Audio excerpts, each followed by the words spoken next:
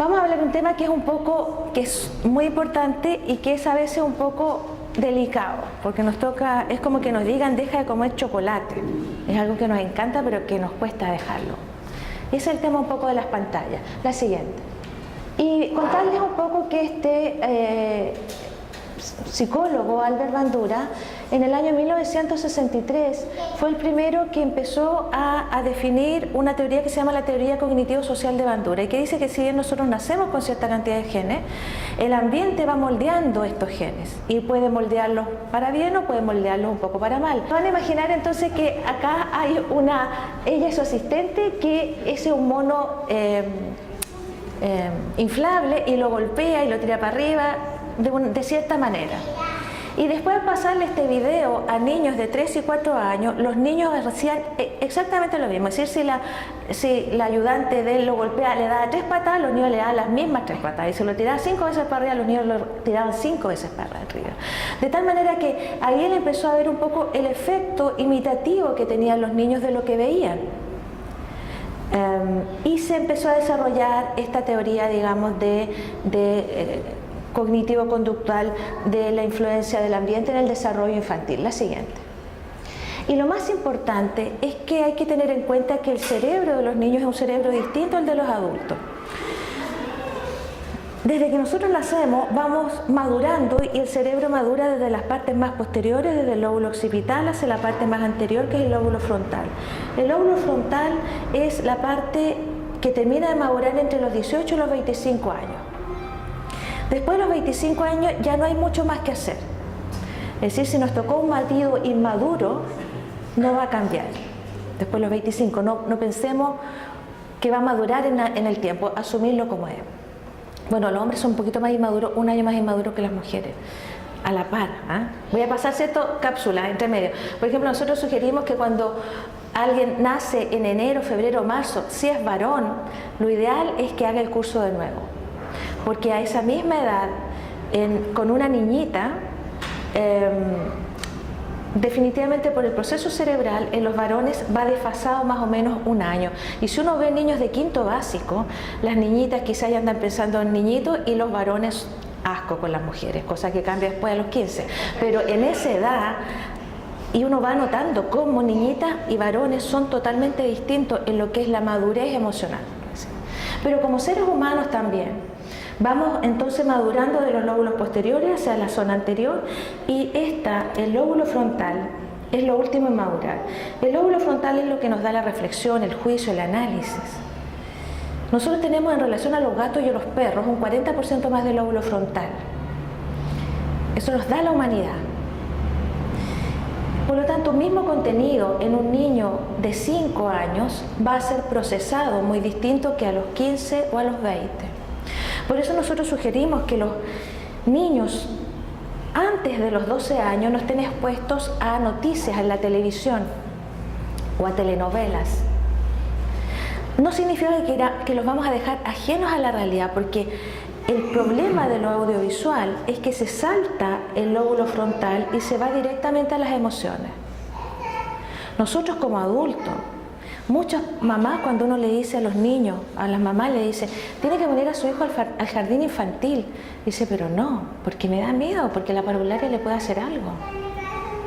Porque han visto en la televisión noticias que son 1 en 1.000.000, pero genera tanto emociones que se salta la reflexión y empieza a sentir entonces miedo y angustia y empieza a ver todo el mundo como peligroso. Y muchos niños no van al jardín pudiendo ir por temores, o no los mandan en el bus escolar porque todo el mundo es pedófilo. Si a nosotros como adultos, que tenemos nuestro lóbulo frontal relativamente bien desarrollado, las noticias en televisión nos dan susto, mucho más a un niño. Se han hecho estudios, por ejemplo, que han visto cómo ha sido el estrés postraumático del niño después del terremoto o después del incendio que hubo hace poco. El incendio, compararon los niños que habían tenido más horas expuestos a televisión y ese tipo de noticias versus los niños que habían no estado expuestos a noticias en la televisión, y los niños expuestos a noticias tenían más trastorno del sueño, habían tenido más cambios conductuales. Y lo mismo pasa, por ejemplo, con las telenovelas. Por eso los 12 años es una edad como de corte en el tema de las pantallas, de corte para estar expuesto a noticias, de corte para estar expuesto a telenovelas y de corte para tener celulares. El celular es un instrumento de comunicación, ya no lo es en realidad, es un instrumento multimedia en realidad, pero dejémoslo como que fuera un instrumento de comunicación. Y cuando los niños en séptimo básico ya es la edad en que empiezan a andar solos, ahora es más tarde, pero debería ser. A esa edad podría ser que los niños ya pudiéramos entregarle un celular como una herramienta de comunicación. Pero, por ejemplo, uno le pregunta a los papás ahora y dicen, pero ¿y cómo me voy a comunicar con él? Si tiene 10 años, llama al colegio y me comunico con él. Además, no lo interrumpo. Este tema del tener una conciencia de que el cerebro de los niños es un cerebro diferente y que es un cerebro inmaduro y que el contenido que ellos vean va a generar cambios en su cerebro es muy importante. De tal manera que tenemos que estar conscientes de qué es lo que están viendo los niños, qué están jugando. Y no son ellos adultos de frascos chicos. Los niños tienen un cerebro distinto. Y bien o mal, así estamos hechos, la reflexión, el juicio y el análisis, lo último en madurar. A veces no madura, pero la gran mayoría de las veces sí madura. La siguiente. ¿Y cuál es el mundo y el ambiente en el cual crecen los niños de hoy? Es el ambiente de las pantallas. Y si uno va a un restaurante, por ejemplo, ve que un niño de 1 año en el coche le ponen el iPad adelante. Y el papá y la mamá es como para tomarse el traguito tranquilo, ¿sí? Se toman el traguito. El único rato de los pocos momentos del día que tienen para estar junto con el niño está ahí hipnotizado en el celular o en el tablet, pudiendo oler distintos alimentos, pudiendo verlos, tocarlos, conversarlos. Como vamos a ver más adelante, la sugerencia es que los niños antes de los 2 años no estén expuestos a pantalla, porque antes de los 2 años es la edad de la explosión del desarrollo psicomotor. Es la edad en que los niños tienen que gatear, tocar, oler, caerse, sentir. Después de los 2 años, en Francia inclusive proponen que sea hasta los 3 años sin pantalla. Nosotros seguimos como Sociedad Chilena de Pediatría y de Neuropsiquiatría Infantil los lineamientos de la Sociedad Americana de Pediatría, porque sabemos que decimos hasta los 3 años me van a decir que estamos chaleles. Por lo menos entonces decimos hasta los 2 años. Pero vemos que muchos niños antes de esa edad ya están expuestos a las pantallas. La siguiente. Soy yo.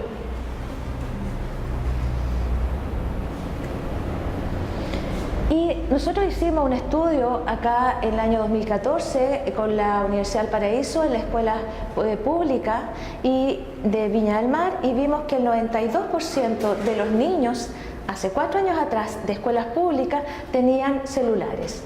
Y de ese grupo el 85% lo llevaba a clase. Lo más probable es que ahora 4 años después sea la gran mayoría. ¿Ok? Y de ese grupo de niños le preguntamos a quiénes los padres le ponían algún tipo de control, y solamente al 21% le ponían algún tipo de control, ya sea en contenido o en horarios. Y de aquellos que le ponían control, el 60% declaró burlar ese control parental. Es decir, en realidad los niños de hoy están haciendo lo que quieren. La siguiente. Y también esto no lo hicimos nosotros, del Consejo Nacional de Televisión del 2012, y mostró que en el año 2012 el 25% de los niños entre 4 y 12 años veían teleseries nocturnas. Entre los 4 y los 12 años los niños tienen que dormir 10 horas. Las necesidades de sueño van disminuyendo con el transcurso de los años. Entre los 4 y los 12 años son 10 horas de sueño, entre los 12 y los 18 son 9 horas de sueño, entre los 18 y los 25 son 8, y después de los 25 entre 7 y 8 lo que se pueda en realidad. La gente adulta, lo que se pueda. Pero sí, el tema del sueño es un tema fundamental. Cuando uno duerme, los niños duermen, se produce la hormona del crecimiento, se produce la hormona que regula el peso, y todo lo que uno aprende durante el día se va al disco duro del cerebro al dormir. Si la persona estudia, por ejemplo, típico los universitarios, estudian, trasnochan, se van a acordar para el examen del día siguiente, pero 2 semanas después, para el examen final no se van a acordar. Es decir, es una pésima inversión estudiar y no dormir. Solamente en el sueño ya se sabe que se producen los cambios cerebrales en donde el contenido va a la memoria permanente. Por lo tanto, tenemos que ayudar a que los niños duerman entre los 4 y los 12 años 10 horas. Por lo tanto, tenemos un 25% de niños que no va a dormir las horas que corresponden y al otro día van a andar irritables, desconcentrados. Y por eso tenemos el boom del déficit atencional. Tenemos una explosión de déficit atencional por la falta de sueño. Y tenemos que preguntarnos, ¿cómo están durmiendo nuestros niños? La siguiente. Tenemos, ¿no es cierto?, el acceso por primera vez a celular. En este mismo estudio del 2000, hace 3 años atrás, mostró que un 14% a los 2 años tenía acceso a celular. A los 5 años un 56% y tablet un 58%. La siguiente. Y de ellos, el 5% más o menos a los 5 años, entre un 50 y un 60% tenía acceso a YouTube y a WhatsApp también, un promedio de un 50%, y a Facebook una cantidad parecida, sabiendo que a los 13 años los niños tienen permiso para usar Facebook, que está legalmente autorizado el uso de Facebook a los 13 años. Es decir, son los padres también los que están permitiendo, con todo el riesgo que tiene el Facebook, que los niños no saben, ponen fotos casi con la dirección de la casa, ponen fotos diciendo nos fuimos de vacaciones, la casa va a quedar vacía, si vengan ladrones a mi casa. Tienen, digamos, por su poca reflexión y su impulsividad, tienen mucho más riesgo de que caigan en situaciones de conflicto por este tipo de uso a edades que son inapropiadas. La siguiente. Por lo tanto, los medios tienen en el desarrollo infantil influencia en todas estas áreas, en la conducta, en el lenguaje, publicidad, sexualidad, nutrición, uso y abuso de sustancias. La siguiente. Como no podemos ver todo, vamos a ver brevemente algunas pocas de ellas. La siguiente. Este es un estudio en que se vio cuántas palabras decían los padres a sus hijos mientras veían televisión, y se vio que el ver televisión juntos a adultos y niños reducía en un 82% las conversaciones y exponía a los niños a 700 palabras menos. Porque también pasa, nosotros sabemos que el lenguaje es muy importante para el desarrollo de los niños, pero el lenguaje se obtiene a través de la conversación, también se obtiene a través de la lectura de cuentos desde muy pequeño. Y muchos papás nos cuentan que está la tele de atrás prendida siempre y que ellos ven la telenovela porque ellos llegan cansados y también ellos quieren tener un minuto de tranquilidad y de ocio, y ven entonces la telenovela de 8 a 9 juntos. Y realmente con el poco tiempo que tenemos se pierde una hora de compartir, de quizás de cenar en familia, juntos. Una cena, un almuerzo, un desayuno en familia, una comida en familia disminuye el riesgo de adicción a drogas, disminuye la obesidad, mejora el rendimiento escolar. Es decir, tenemos que, el poco tiempo que tenemos que hacerlo sagrado para la conversación y la vida en familia. Y el prender la tele, si tenemos poco tiempo, el prender la tele va a disminuir esa posibilidad. Definitivamente, el ver una telenovela, por ejemplo, va a disminuir las palabras y va a disminuir el lenguaje que ese niño podría haber adquirido si pudiera conversar con sus padres, jugar con sus padres, recortar, dibujar, chutear a la pelota, caminar, cenar en familia. La siguiente. Este es un estudio de exposición a videojuegos y televisión y problemas de atención, no déficit atencional, porque una cosa es el déficit atencional, que es un trastorno neurobiológico hereditario.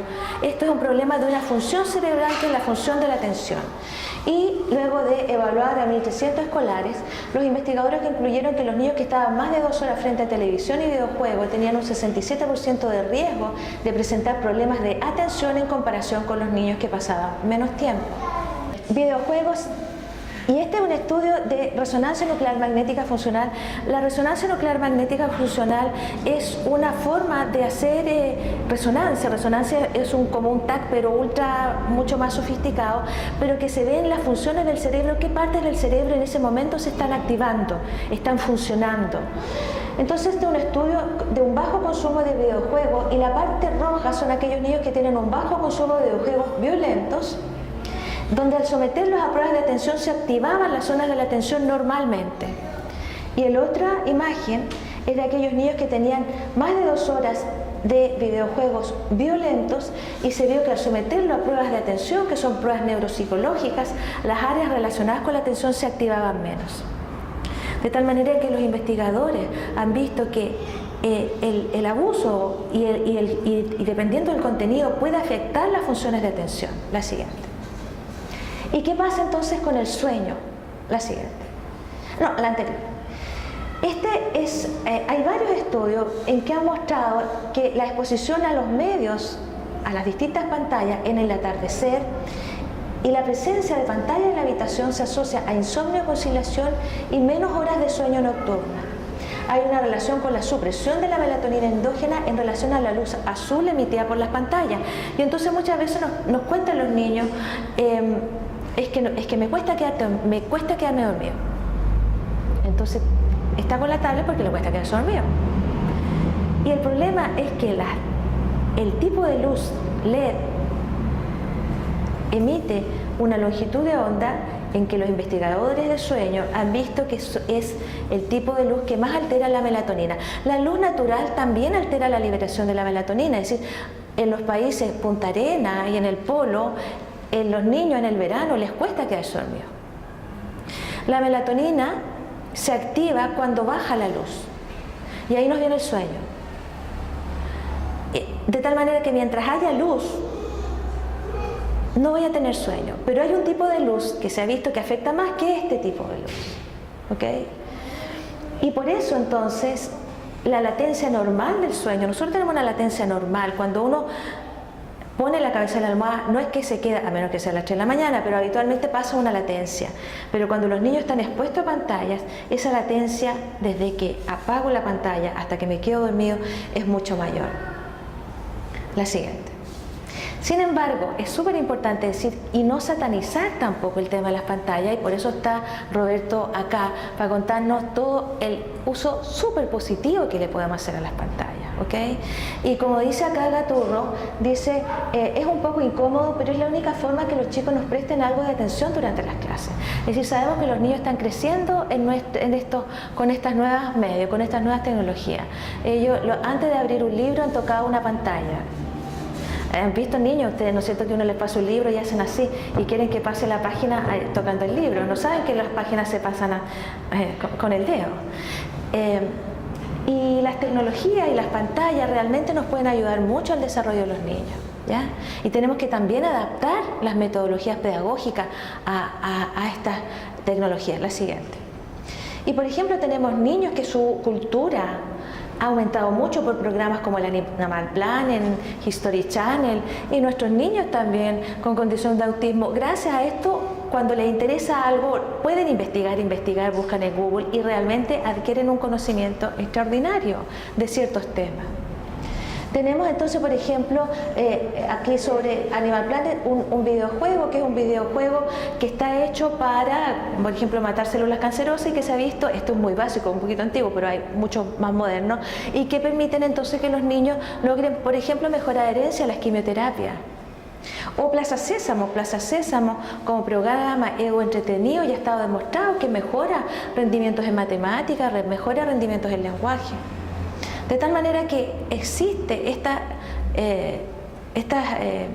pantallas, distintas formas, pueden ayudarnos mucho en el desarrollo de los niños y en salud también. La siguiente. Y por ejemplo en el autismo, sabemos que los iPads, la comunicación aumentativa a través de pantalla es una herramienta muy útil para niños que están en el proceso de adquisición del lenguaje o aquellos no verbales.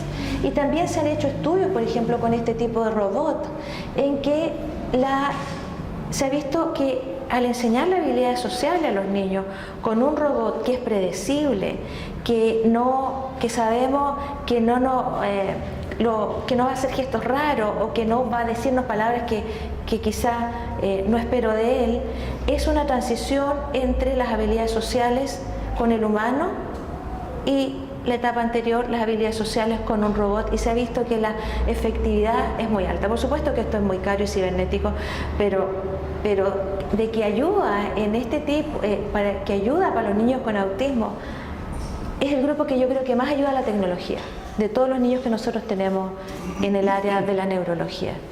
La siguiente. Entonces, tenemos, ¿vienes tú? La siguiente, después.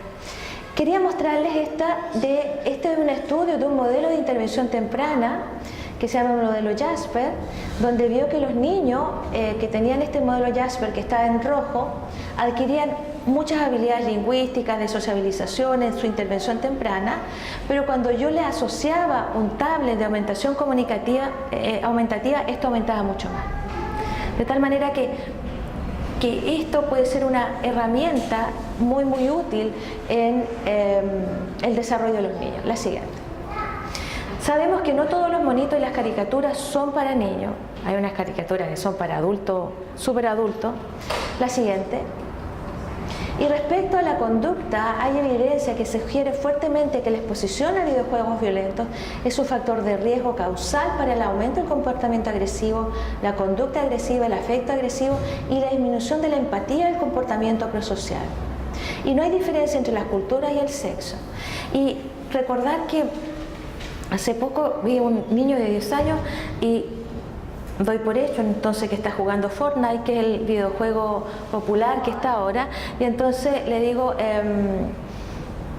¿cuánto jugaste ayer de Fortnite? No, sí, Fortnite lo juego el fin de semana nomás, y las 10 semanas juega otra cosa. Y entonces la mamá, ¿sabe usted para qué edad el Fortnite? Le pregunto. No se va a quedar. Bueno, Fortnite es para mayores de 13 años, ¿ok? Está así caratulado. Y entonces el niño me dice, pero no hay ningún problema, doctora, me dice, porque en realidad cuando uno mata, no pasa nada. Y entonces, claro, porque el Fortnite no tiene mucha sangre, o no tiene sangre. Y ahí está este tema de la normalización de la violencia y la disminución de la empatía de los seres humanos ante la violencia, el dolor ajeno, porque mato y no pasa nada, es decir, pego un combo y no pasa nada. De tal manera que se sabe que los videojuegos violentos, y los videojuegos tienen una característica, a diferencia de la televisión, el videojuego tiene un refuerzo positivo. Yo voy avanzando en etapa, ya no soy un espectador como en una película, porque yo estoy adentro de esto, y además tiene una atención al 101%. Si alguien está jugando un videojuego y le suena quizá el WhatsApp, quizá no lo va a pescar y va a seguir jugando videojuegos. O si le digo que viene Justin Bieber, está en la puerta, o Alexis Sánchez, dejémoslo mejor. Alexis Sánchez está en la puerta y lo anda buscando para que actúe con la película de él, quizás tampoco lo pesque. Pero si está viendo tele, sí va a pescar el celular y sí va a pescar que Alexis Sánchez está en la puerta, porque el grado de concentración en el videojuego es mucho más alto. Por lo tanto, el videojuego, ¿por qué? Por el grado de concentración, porque el niño es el que está adentro, y por el refuerzo positivo en el tema de conducta, pero también podría ser en conductas prosociales, por ejemplo, o en otras habilidades, podría ser una muy buena herramienta. Pero cuando estoy con un videojuego de estas características, realmente se corre el riesgo, no es en todos los niños, de que la conducta violenta esté más a flor de piel. La siguiente. Esto es un ejemplo, por ejemplo, de un videojuego que estuvo en primera línea hace pocos meses atrás, que es El Gran Robo del Auto. El Gran Robo del Auto ha sido el éxito mayor en ventas de billones con B larga de dólares, el que se vendió más rápido a nivel mundial, etcétera. Récord económico. Y muchos niños, cuando uno le pregunta ¿y de qué se trata? Se trata de carreras de auto. Entonces los papás dicen, no se juega un videojuego, carreras de auto. Pero el videojuego carreras de auto, los que corren los autos son los narcotraficantes que tienen que matar policías y que para subir tienen que violar prostitutas para ir subiendo, digamos, en el videojuego. De tal manera que tenemos que preguntarnos qué es lo que están jugando los niños y si es un videojuego para su edad o no. La siguiente. ¿Por qué esto es importante? porque hay una parte donde dice videojuegos violentos, que es la amígdala cerebral, que está muy, no tiene que ver con esta amígdala, pero está cerquita. La amígdala cerebral, si yo corro una línea acá y otra acá, es un área del cerebro evolutivamente muy primitiva. La tienen los ratones también. Por ejemplo, y si viene un ratón, una rata, y viene un gato, y tengo una ratita chica, una cría, la rata se va a enfrentar al gato. Y ahí se va a activar el área de la violencia súper fuerte, porque yo necesito proteger a mi cría. Para eso está la amígdala cerebral, para eso está el área de la violencia. Es un área evolutiva, filogenéticamente, de conservación de la especie, y es muy importante que esté ahí. Pero no es para andarla activando a cada rato. Tiene que activarse cuando sea necesario. Y con los videojuegos violentos, en este examen de resonancia nuclear magnética funcional, esta área se activa y queda activada. Y después el niño le hacen así, un topetón y ¡pah! ¿Qué me hiciste, papá? Entonces, nosotros decimos, ¿por qué la gente anda más violenta? ¿Por qué anda un poquito más irascible? Y tenemos que preguntarnos, ¿qué están mirando, jugando, haciendo? La siguiente. Y tener entonces presente, esto está en internet, es www.esrb.org,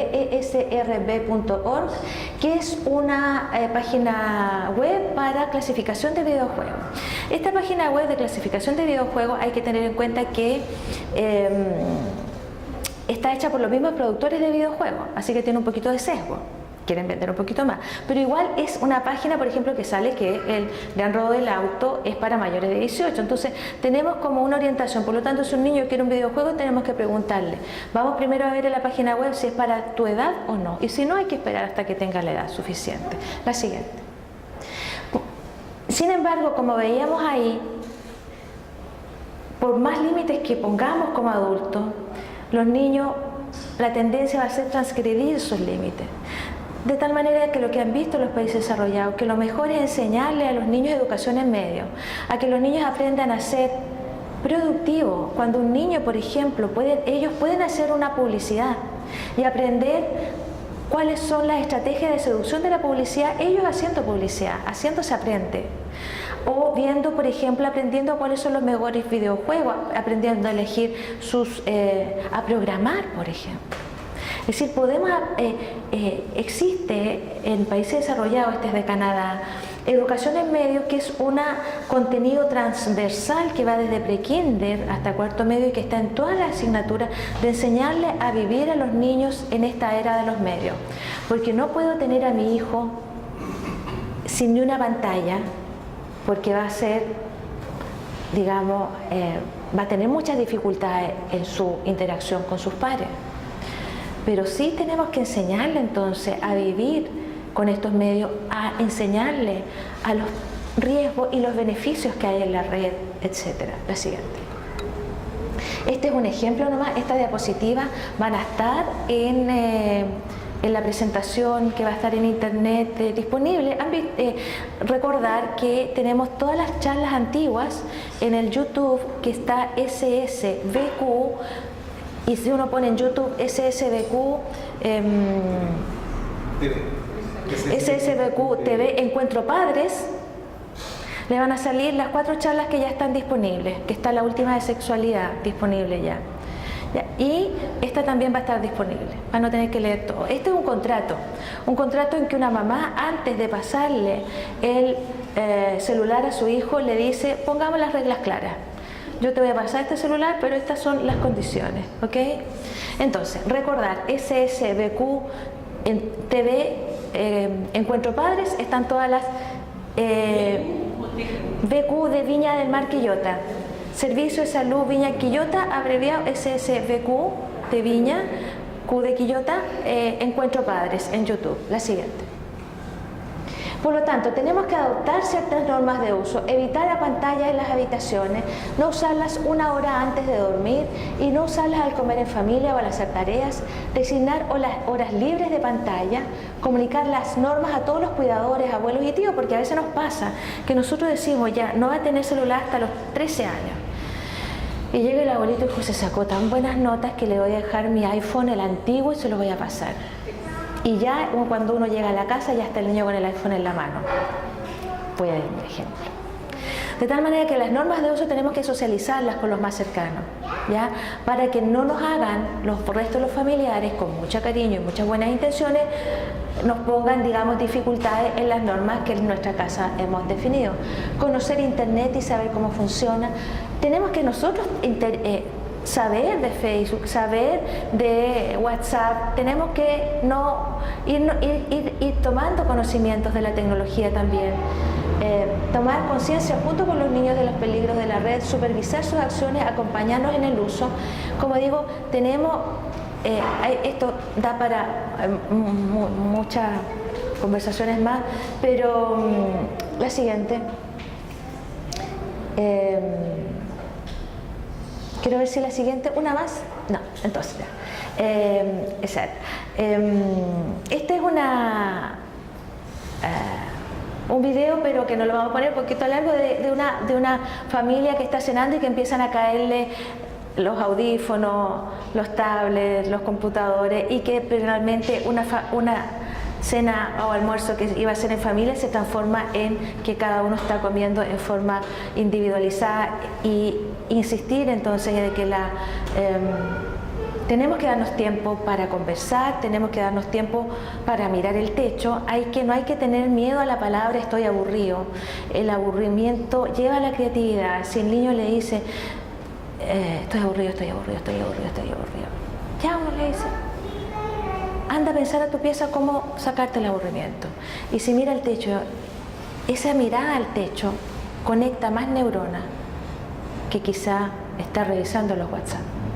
Porque a pensar cómo convenzo a mi mamá que me deje no sé, prender la tele, cómo la converso. Ese proceso de pensamiento es mucho más productivo.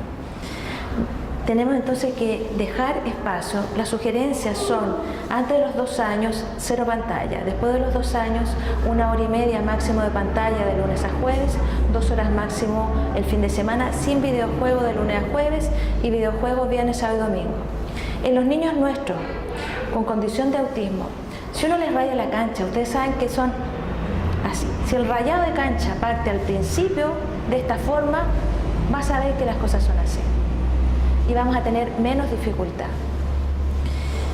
También a veces cuando cuesta un poco convencerlo, cuando son más grandes, porque todo esto es prevención, pero si ya tienen 14 y 15 años, ya está muy difícil, no, pues vamos para atrás. 10 o 12 años, ahí todavía podemos convencerlo. Tienen que dejar todo lo que tenga conexión a internet cargándole en la pieza de los padres. Eso es fundamental, porque el celular, como es tan chico, muchos niños, y eso se sabe, se lo llevan buenas noches los pastores y los papás se quedan dormidos con el cansancio y ellos a las 2 de la mañana lo prenden para jugar. De tal manera que todo lo tecnológico tiene que estar en la pieza de los padres. Y una estrategia que a veces le doy a los niños para convencerlos un poco es decirles que todavía no ha pasado una generación completa usando celulares. Que cuando ellos, si tienen 10 años, cuando tengan 70 años, van a haber pasado 60 años de su vida usando celulares. Sin embargo, sus padres, que empezaron ahora, van a haber pasado muchos menos años usando celulares que cuando tengan 70. Y así como el sol provoca cáncer de pulmón, cáncer de piel, pero no vemos los rayos del sol, tampoco sabemos de las ondas de los celulares todavía. Y cuando hay una industria que gana mucho dinero, tiene que pasar muchos años para demostrar que provoca algún problema.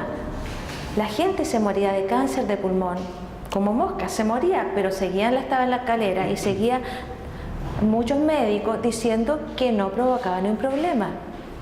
Porque lamentablemente cuando hay dinero detrás, quizás siempre va a haber alguien que pueda que se venda para decir esto no da ni un problema. Hasta que no haya certeza, le digo a los niños, de que las ondas de los celulares no provocan ni un problema, vas a cargar, vas a tener tu celular y todo lo conectado a internet en la pieza de los padres, porque ellos partieron su contacto con esto mucho más tardíamente y tienen menos riesgo acumulativo que lo que tú vas a tener a la edad que tus padres tienen ahora. En algunos casos los convenzo, en otros no tanto. Pero sí creo que pudiera ser un argumento cuando se nos hace difícil un poco convencer a los jóvenes que muchas veces nuestros niños también, con condición de autismo, cuando son un poco más grandes, ellos piden argumentos. Cuando son chicos uno pone las reglas, listo, y ahí estamos bien, porque van a seguir las reglas.